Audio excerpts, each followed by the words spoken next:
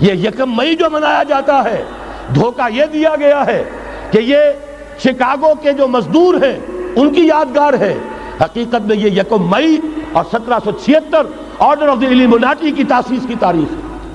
آپ نے اگر $1 نوٹ کا اگر کبھی نقشہ دیکھا ہو، اس کے اوپر جو سگنیا بنا ہوا ہے، جو نشان ہے، وہ کیا ہے؟ پیرامڈ، احرام مصر۔ یہ کن کے لیے اہمیت رکھتے ہیں؟ ہزارہا یہودیوں کا خون اور ان کی ہڈیاں ان پیرامڈز کے تلے دبی ہوئی۔